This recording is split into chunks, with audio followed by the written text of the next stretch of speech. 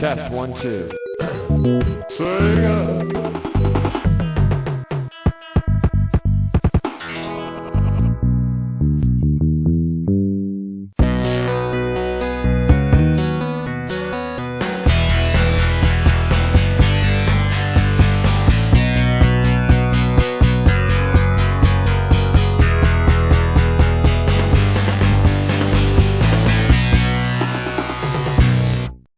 Episode 178, retroGaming here. Colin, it's your theme pick. Joey, myself, we're all here. Cool. Hello. Hello. What is your theme today, Colin? It is, dude, where's my remaster? Now, are these games that are these two particular games that you really want a remaster of? I'd be happy to see one, and one of them would do well to have a few quality of life improvements. Oh, yes, one of them indeed. I mean, it has a cool idea behind it, but its execution is not so great. Yes, I think I know exactly which one you're talking about, too. Yeah, a certain Sega game. Absolutely. Yeah. So how's everyone been? What's everyone been up to last few weeks? Oh, quite a lot. I mean, I finally went on my cruise. Yeah. Yeah. It was a really good time. Left out of Miami, and I went on a carnival ship, the Carnival Celebration. We went to Grand Turk, Dominican Republic, and Bahamas, and back to Miami in that order. And I had a really fun time. In Grand Turk, I got to hold a stingray in my arms. Ah, a certain zookeeper has died once upon a time by doing such a thing. Yeah, but our tour guides knew how to handle stingrays, plus these stingrays are used to human presence. Sure, yeah. I even got to kiss it. Yeah, that's like going up to a tiger and just going, you're just a big cat. You're fine.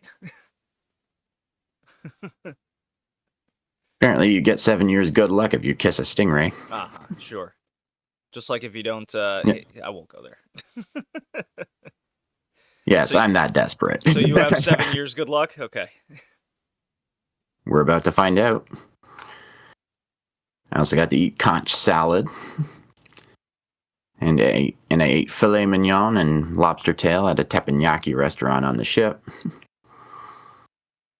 And everybody on board gets unlimited free soft serve ice cream. Self-serve, in fact. How much weight did you gain? About 4 pounds. Yeah, I figured.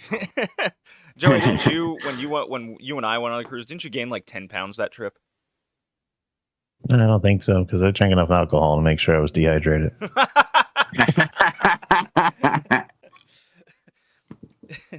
The long-term answer. All right. Well, what was your favorite place, Colin? Probably Grand Turk. Okay. I mean, I liked Bahamas, but in Bahamas, when we got there, apparently the day before, one of their historical landmark buildings caught fire. So they were still in the middle of getting that all dealt with, and they ended up having to close off some streets, so traffic was pretty jammed up. Mm-hmm. So the little tour excursion I went on had to be like cut in half, basically. Just bumper to bumper traffic in certain parts. And then when I was in Dominican Republic, the excursion I was supposed to go on there, it was supposed to be like a little hike through a waterfall area, but apparently not too long before, they had a really big rainfall, and it caused a whole bunch of plant and tree debris to block off the trail, so that was a no-go. And so I had a choice between going for a little tour in the city or in the country. And I made a snap decision and went with the city, and that may have been a mistake because it was just me and the tour guide. But hey, I got plenty of free rum punch. I got pretty tipsy there. You never have not enough rum. That is the rule on a cruise. Absolutely. The universal language of booze. Yes, I agree. Okay. I've just been kind of hanging out here, playing sports, doing golf tournaments, playing some video games, not as much as I'd like. But Joey. Well, Colin, you probably weren't done. Were you? Yeah, there's a couple other things. I mean, it actually worked out. We couldn't do the cast last week because I was having problems with my Wi-Fi receiver. Ah, there you go. The signal was fine, but on my computer, the icon that you used to select networks kept disappearing. So I had no internet or any way of connecting to the internet through my computer. Kept shutting down and restarting my computer, uninstalling and reinstalling the driver for the Wi-Fi, but all of it only worked temporarily, if at all. So I Google search solutions on my phone, and with the video most recommended, I did all kinds of troubleshooting techniques, but nothing was working. And then I finally tried the static power drain, where basically you cut off your computer from all electricity sources, including opening up your computer and pulling out the battery if you have a laptop. Then you got to hold the power button down for 30 seconds or more to discharge any built-up static electricity. And it took me all weekend to get to that point, but that was finally what worked. And now my Wi-Fi is running smoothly. Starting to worry I'd have to take it to a shop, since how my work hours function. Going back to pick it up in the evening would be basically impossible during the work week. And being without my computer all that time would likely cause me some withdrawal pains. But my computer's fine now. Well, good. All right. And Gonna cut just you off there. quick thing. What? I've been strangely addicted to the anime Dark Gathering lately. Oh, I watched that. Yeah. That was all right. I really like it myself. Which is funny considering I'm not normally into horror. I guess I just really like the character Yayoi. She's like the Batman of ghost hunters. And she'd make one hell of a Pokemon trainer. Oh, I suppose, yes. And her character design is really fun. I mean, the skull eyes, the big cowlick in her hair, the hoodie, and the Mickey Mouse shoes from hell. A lot of the characters feel like they wouldn't be out of place in a Danganronpa game. So I'm looking forward to season 2, assuming it comes. Feels like a really underrated show. Yeah, it didn't get a lot of traction. That's too bad. Yeah, I've never heard of it. that's why. Well, it's on High Dive and Netflix. Yeah, well, Sakamoto Days. Now that's one that got traction. High Dive is a terrible streaming service. It's not great. Yeah, I can't disagree there. But there's always Netflix. All right, so the real topic at hand is Expedition 33. Okay. Joey has beaten this game before I was able to play it like 3 times. Yeah, I haven't played it in a couple weeks. I need to get back into it. God damn. I'm barely into Act 2. I'm really just been rummaging around trying to figure out all the different combinations and skills that you can mix and match together, trying them out in battle. I'm really addicted to just fiddling, and I think I have like 5 hours of just fiddle time. Oh, what if I do this? What if I do that? Joey said to stack fire. I gotta try this for like an hour. Hey, Stackfire works for like 90% of the enemies. Now, is it true? Because I'm vaguely certain that it has the same Final Fantasy VIII level system where there's no grinding. No matter what you are, the enemies kind of match your level and difficulty. No, because you can.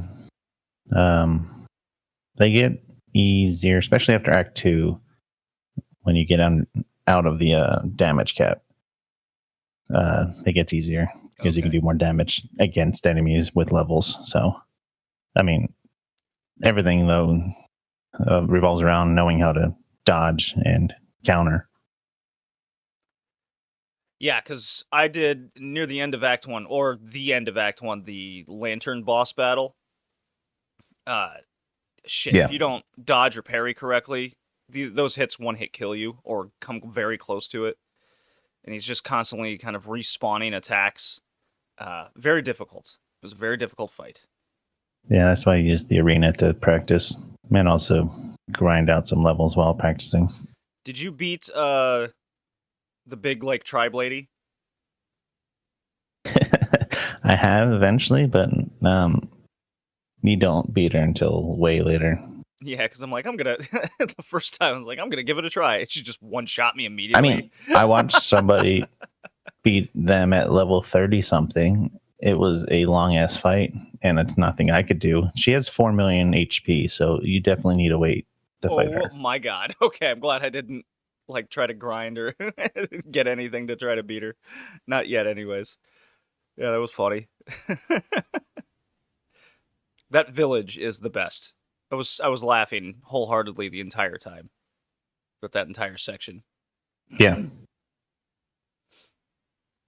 Yeah, Colin, for you don't know that imagine an entire tribe of basket looking people, and they all talk like they have rocks for heads.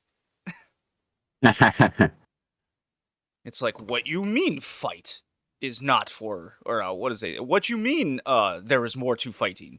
How else will you know who's strong? Think? Somebody needs to fire their translator. We don't need to think. We just need fight. That's early 90s anime translation. That was great. No, this or is 80s how they talked. It was on purpose. Yeah, it's very funny.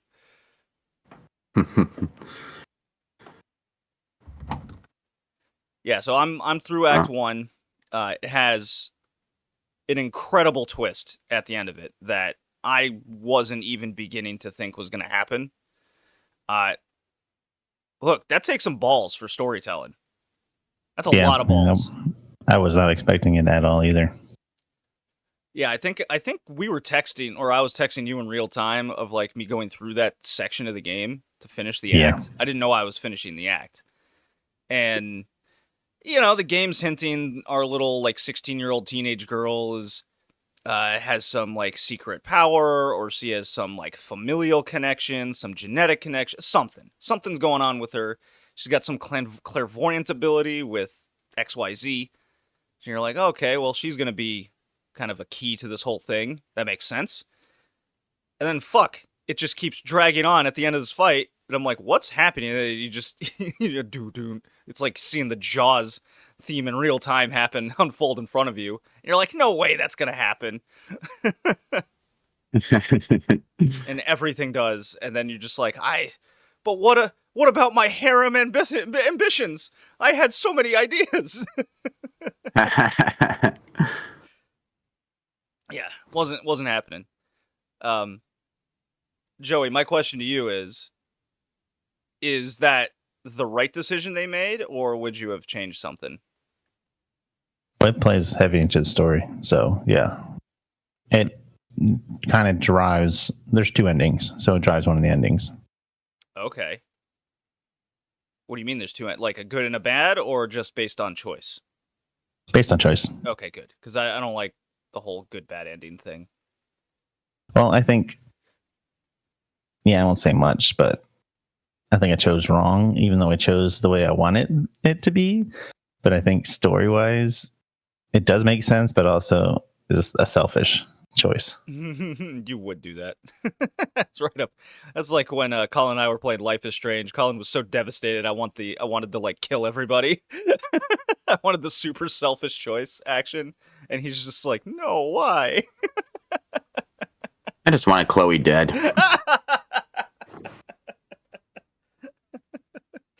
Well, whenever you get to the ending, we can discuss the choices because I had to go and watch the other choice. The other choice makes sense, but this one also makes sense in the story. So it's kind of how you want to end the story.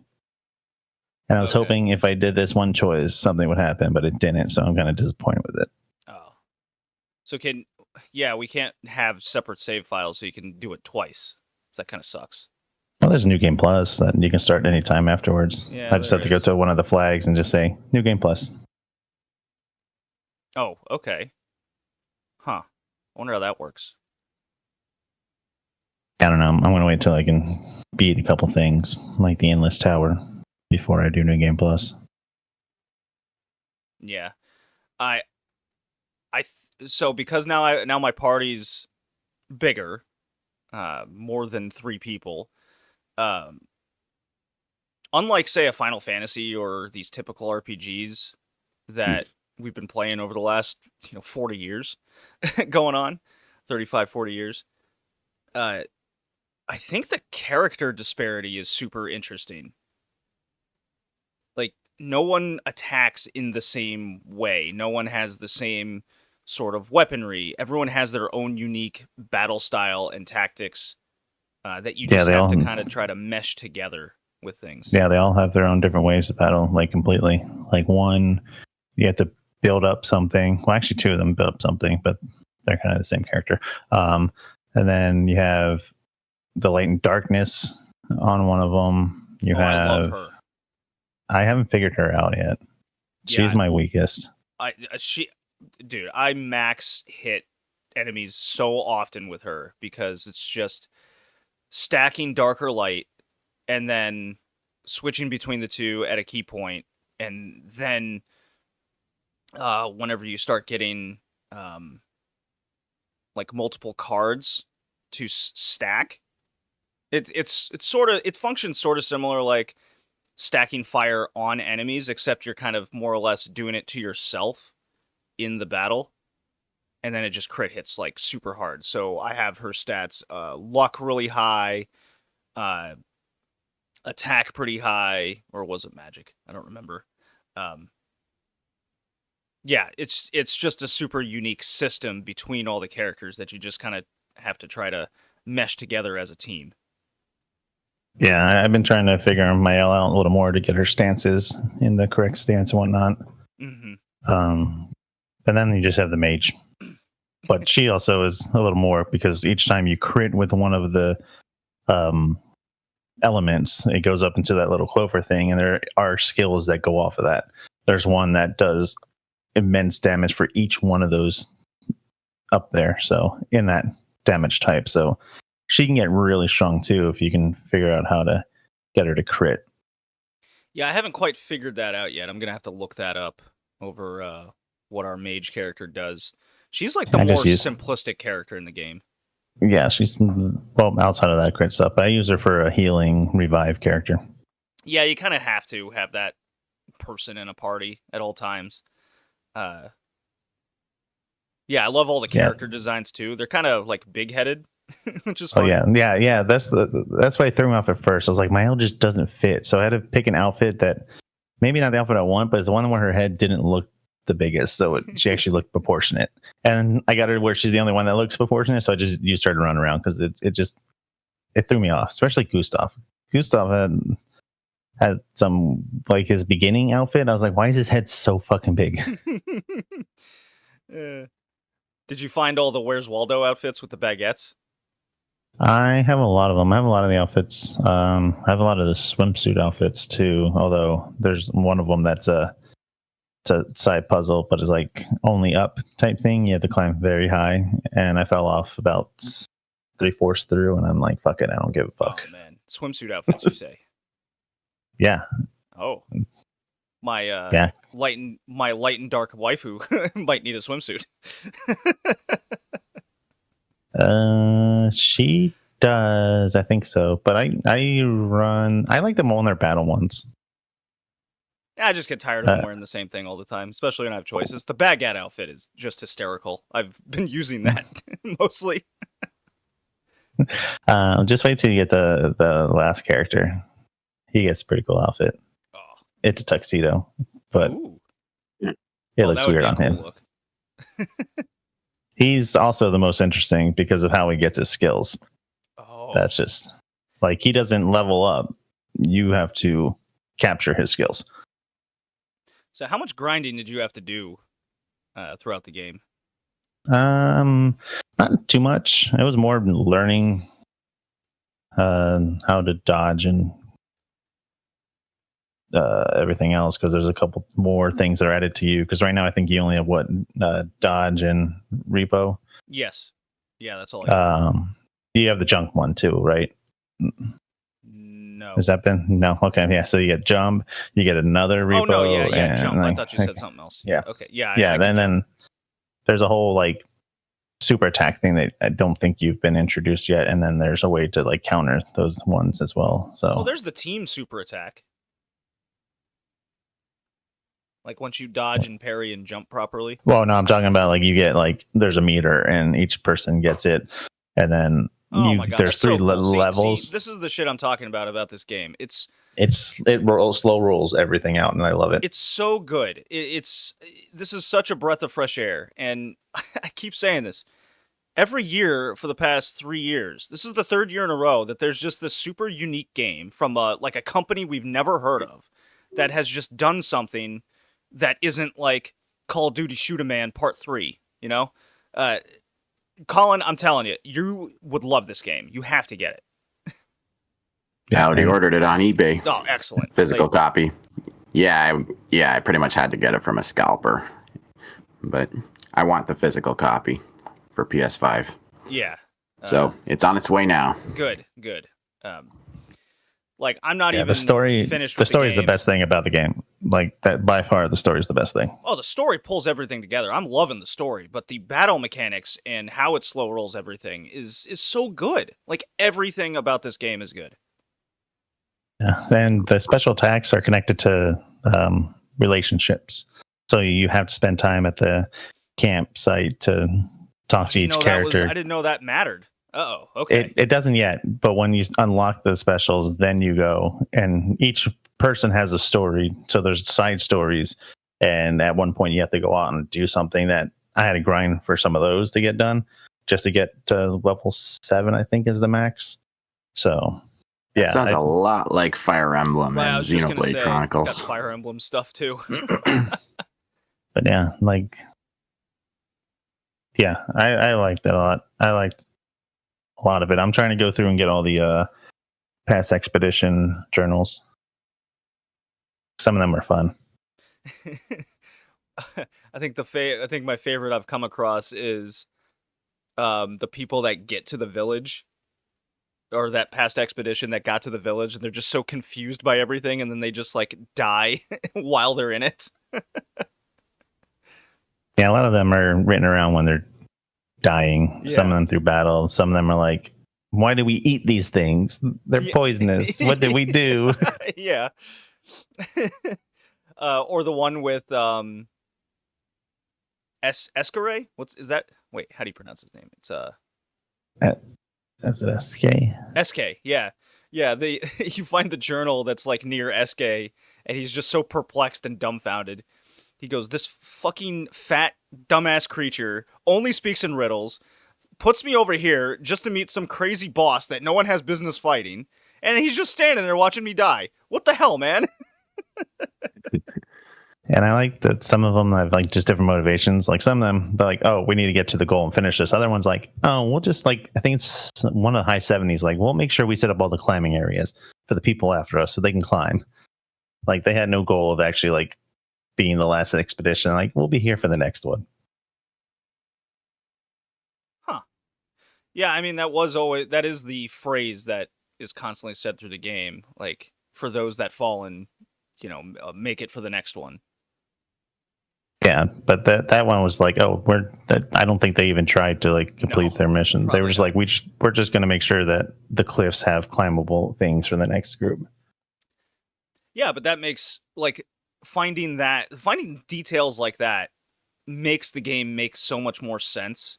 It's not like, there's just random climbable walls that are there for some reason. Like, this expedition went out and made sure that all these areas that you can climb to, they climb first and put everything forward and made it easier. Yeah. Really, yeah. It's super fun. I'm super curious to what this like mansion is, because there's locked doors, it functions as this weird teleportation thing that you can go in and out of, but I'm like, there's such a bigger mystery to what that is exactly, and I'm intrigued by that. It just, the game constantly throws mysterious information. You're just at the tip of the iceberg. Yeah, it's so good. It's like, what does this mean? Oh, what is that? Oh, symbolism. Oh, imagery. You get a lot at the end of Act 2. Oh, I'm so excited. What I need to do is just not work 12 hours a day and come home and play video games. But I like money, Joe. That's what I'd like. I like having money and not struggling with money. It's a good thing to have. Yeah, maybe you guys already knew this, but this was developed. Clair Obscura was developed by a former Ubisoft employee, at least the game's director, because he got sick of the typical Ubisoft formula and wanted to make something new. Yeah, I can't believe it. Oh my god. I see people commenting online. It's like saying that he's at Ubisoft and he's like, I want a no game. Fine, I'll do it myself. Just quit and made his own studio. Sounds like this was inspired primarily by Final Fantasy and Persona. Well, I believe I was listening to an interview and they were mostly inspired by doing an RPG with Sekiro. Like with the parry system and all that, and dodging, how that worked. Oh, yeah. Makes sense. And then people like us are just going, this is kind of like this. This is kind of like this. And it's like, well, yeah, there's been now 40, 50 years of people developing games in certain styles, and the generations making games now have all of this reference material. Well, that just wasn't the thing before, which is really cool. Yeah, it's just like movie making. Let's see. And I believe, in other news, Stellar Blade has more DLC coming out. I haven't heard anything over Liza P DLC for my other, 2 games that took me by storm the last couple of years. Oh, it sounds like there's a new DLC, free DLC, coming out for Sea of Stars soon. Ooh. It's like Wrath of the Watchmaker or something. Apparently it's like 7 or 8 hours long. I still haven't gotten onto Sea of Stars yet, but I did just beat Klonoa recently, so maybe once I'm done with Hyrule Warriors, I'll take a look at that. Oh, a pre-kill? Was it announced? Liza P has received a big update this year when the prequel DLC Overture arrives. It's going to receive difficulty options to make it more accessible to a wider audience.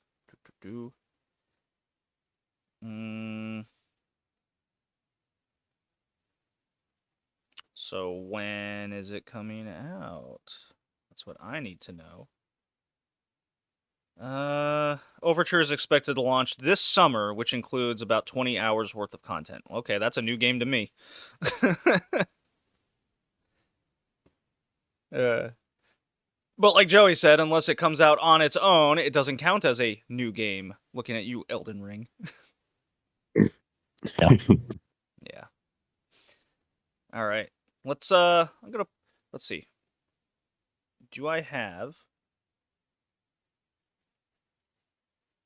Flying Waters Battle Wind theme? I'm going to play that for a little bit. And never heard of it.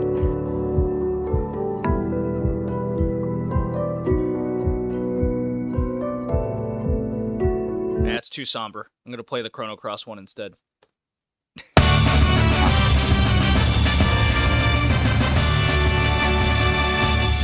There we go. Cool. Yeah, well, Expedition 33, the whole game is somber. Yeah, sounds like it. Yeah, life is ending. Life is not fair. Life sucks. Following a trail of blood, proverbial blood. Yeah. All right, There's Colin, take bodies. us away. So many bodies. Lots of bodies, lots of corpses, all the time. So Dark Souls. But yeah. To reiterate, the theme is, dude, where's my remaster? And I picked the theme because it seemed unique and would shine a light on games that have been largely forgotten, but deserve a second chance. At least in my eyes. Do you think one of At these least with some was quality actually of life. forgotten, though? I feel like the Sega one was not forgotten. It's just always referenced. Huh, I haven't really seen that, but that's just me. Okay. I'm not terminally online. Yeah. Yeah, I'll keep it at that.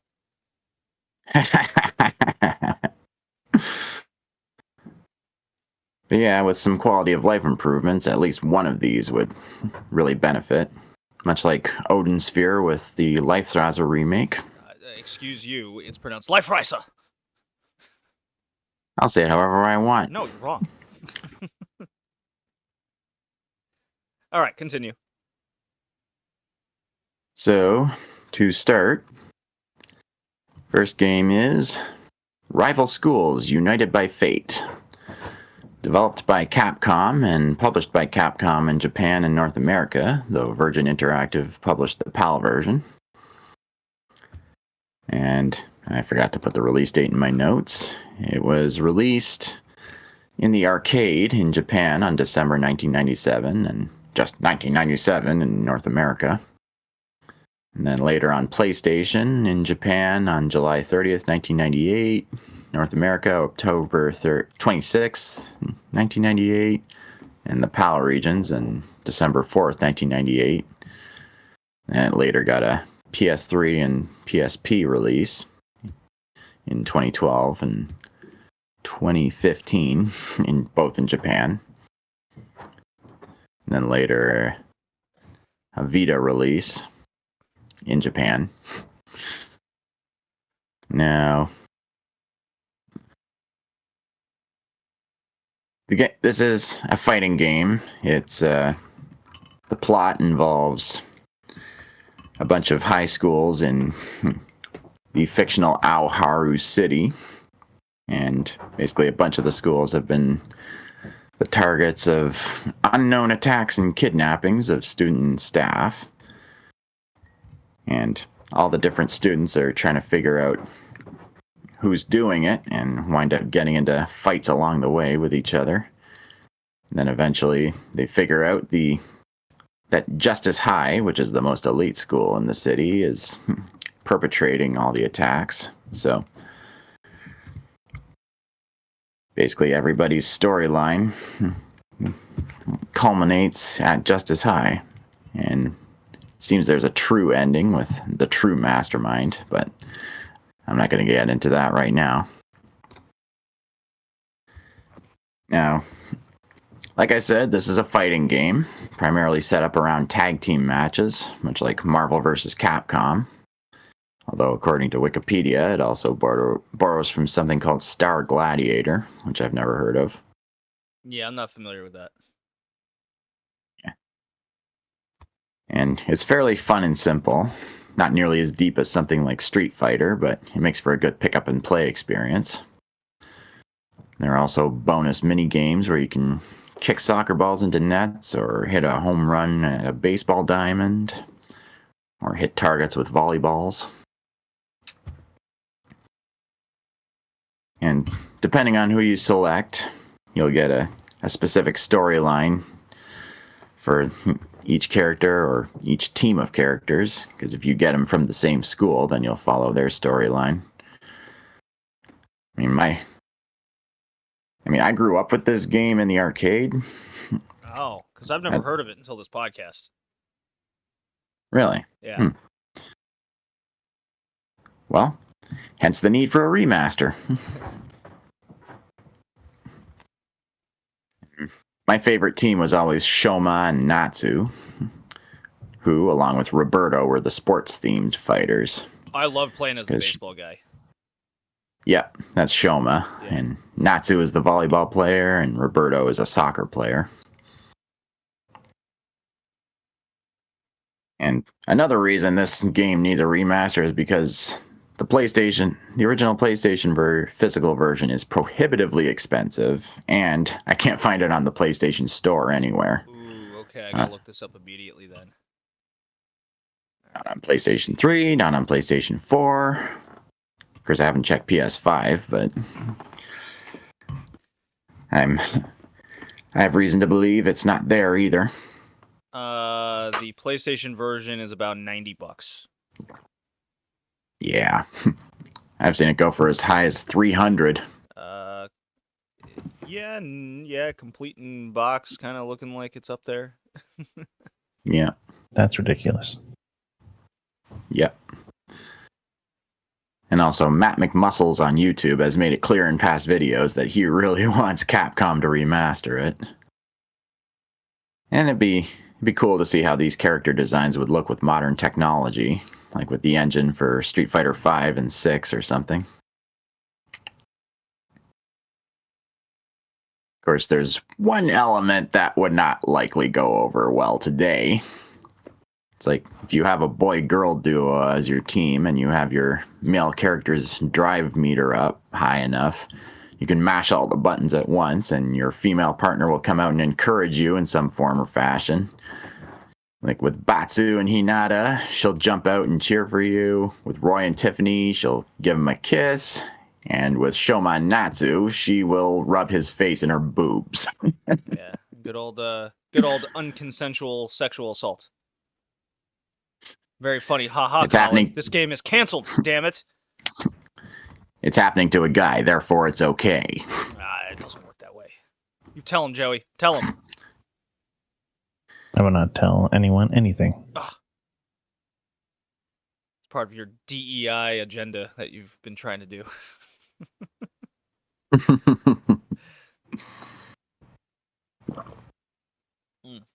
But yeah, what'd you guys think? You should go first, Joey. It was a fighting game. Sure was. And that's it, I take it. Just it exists. It exists. I played one with Kira, I think his name was, the dude in the skull mask. Oh yeah, thing. Kira. His I think it's actually a chick though. It's actually it doesn't matter. Yeah. They sucked. I could miss the ultimate and then they kind of just hunch over tired. I was like, this is cool. I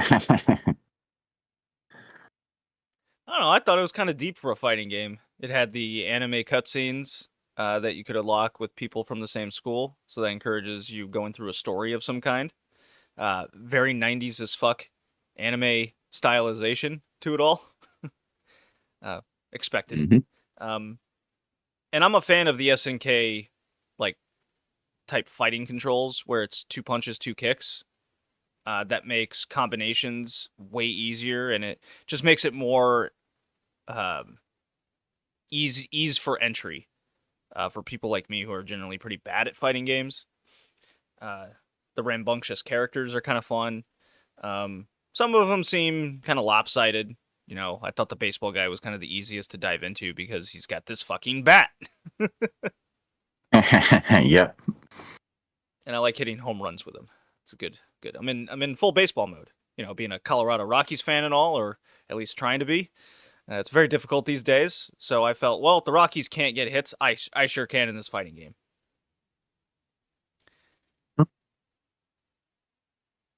Yeah, it's very polygonal. It's very Virtua Fighter-esque. Yeah, it reminded me of that too. But yeah, if it got remastered to be, or at least like a double release of this and the sequel from the Dreamcast, which I looked into, adding some characters here or there, because I think there's like 20 characters you can end up with in totality for the game. That's a good amount. This was fun. I enjoyed this. This was a good time.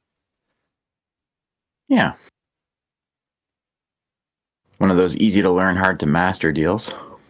Yeah, like SNK games. Mm-hmm. Yeah. Other than So that, yeah, not much else to say. yeah.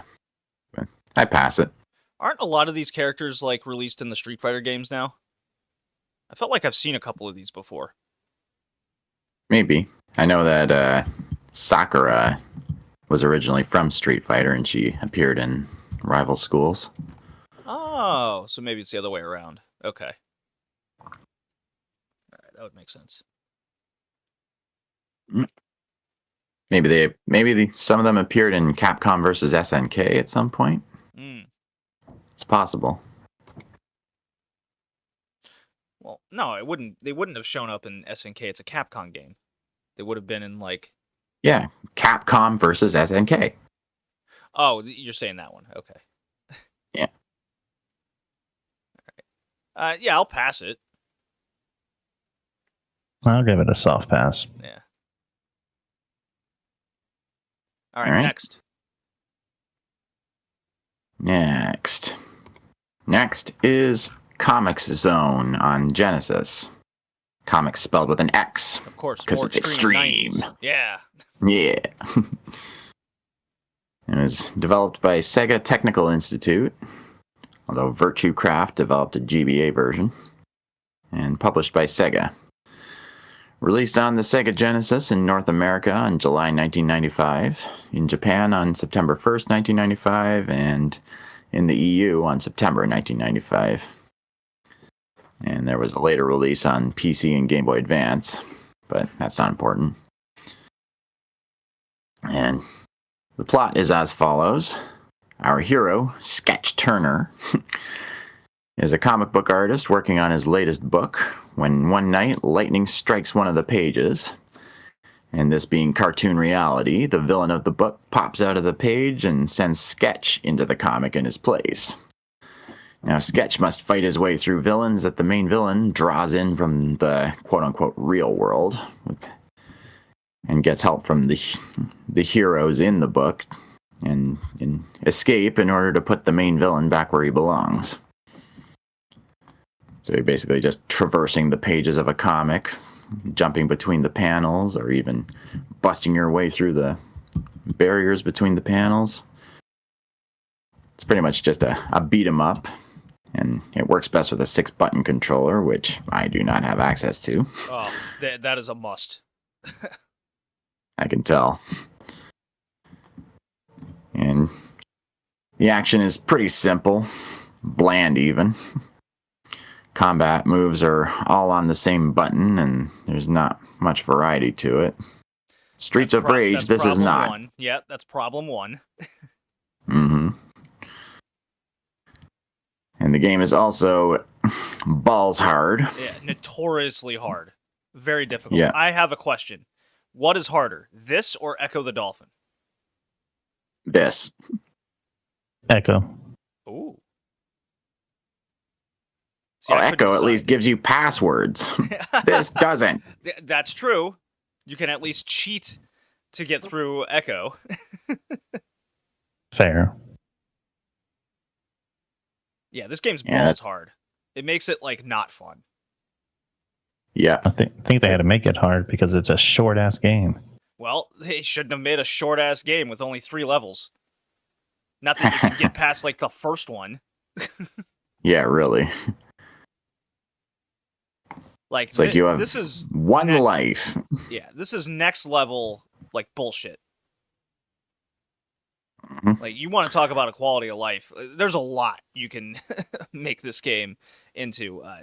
They don't need a remaster, Colin. They need a total remake, redone everything. The concept is cool as shit. I love it. Yeah, yeah. But that's it. It's like you're.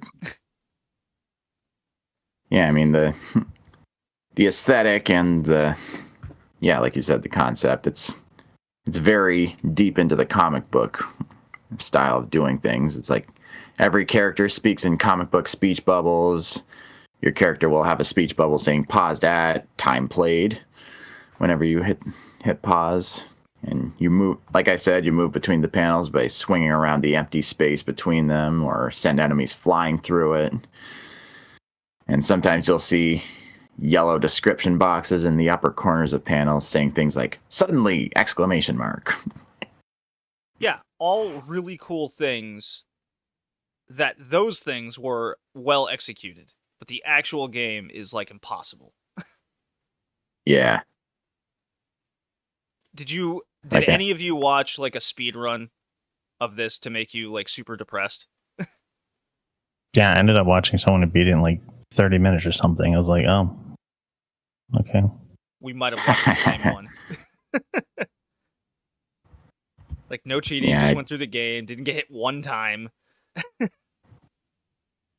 Yeah, I didn't think to do that. Oh, God. I was just playing it on my emulator. Yeah, and save I managed scumming to to death. Yeah, I stated the shit out of this game. God, this was Particularly not even fun to save state. Yeah. It took me like 10 tries to get past this one part with a bridge gap that requires pixel perfect precision to clear with a jump. Exactly which panel you're talking about. Yeah. I mean, if I'd been playing the classical way, I would have rage quit a long time ago. That's one of the tweaks that you'd need in a remaster. Make that more reasonable. I don't think I But, own yeah. Comix Zone. Do I? Because I played it on my little goofy handheld, which was nice. But let me see. And they need to make certain enemies less hit spongy. Ugh. That's part of the difficulty, Colin. Don't you think it's fun? You only get one fucking healing item. It's like Ease 3 all over again. Yeah, I don't own this game. I didn't think I did. Consider I didn't even bother looking for it in my collection. I'm like, nope. This game's so difficult. It's like, do I want to spend the like $30 of what this costs? My answer's no, because you don't get anywhere in it. You have to play it on an emulator to have any sense of fun. Fun or progress. Right. Like, oh, look at this. This guy can fly out the comic book. Isn't that cool? Ah, what a neat little 90s as fuck story. Oh, that's cool. I die in 3 hits and it's game over. Oh, that's great. Thumbs up. Yeah. Oh, I missed a Yeah, I jump. guess it Game would- over. Start over. No. Why? Yeah.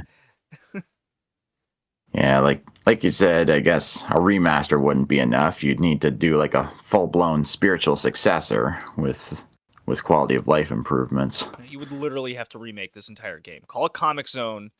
Redo. Yeah. Or reboot. Yeah, reboot. With actual It would reboot fit. characters. I could get on board with that. Yeah. Look, I fail this game. It's impossible. Yeah, I fail it.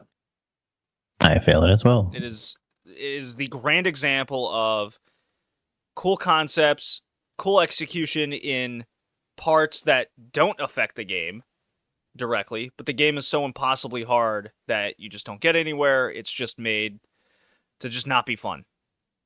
So, that's a fail to me. Definitely.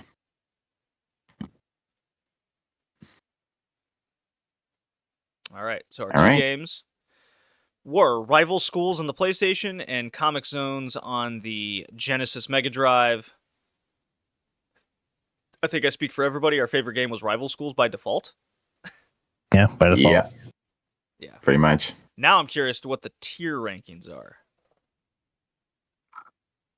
Joey, why don't you go first? I'm going to give Rival Schools a C. And I'm going to give Comix Zone a D. Ooh, this sounded like you wanted maybe to an give F. Yeah. I do, but the concept's cool, like the comic book, and I think that's enough to save it for not being an F. But it is so hard. I am of the same opinion as you, like word for word for Comic Zone. So D minus. D minus. D minus minus. All right, I'll go next. I'm a little higher on rival schools. I think it's more charming than that, so I'm going B. But I'm definitely with the D on with Joey there. Yeah, I give rival schools a B and Comic Zone a D. Right. And honestly, I think if retro gaming, the big retro gaming community heard our review of Comic Zones, they'd feel we were too harsh and just go, well, if you can't fucking play the game, then it's not fun. Whole point is having fun, right? And progression at some point. Like, we can eventually progress through Ninja Gaiden, and that's hard as balls. Yeah. You can't progress in this. You have to get stupid good on level 1. That's not great. Yeah, and who above the age of 30 has time for that? God. 30? Try 20 these days. Well, I guess they're all living at home with their parents, so maybe they do have time. Yeah. That's basically become the norm nowadays. It is the norm. We're turning into Italy. Is that an Italian thing? Yeah, although that's more of it seems to be more of a social norm type of thing. Just people, or guys at least, living with their families or their parents until past age 30. Yeah, until you have that hashtag dual income housing. Who can afford this economy?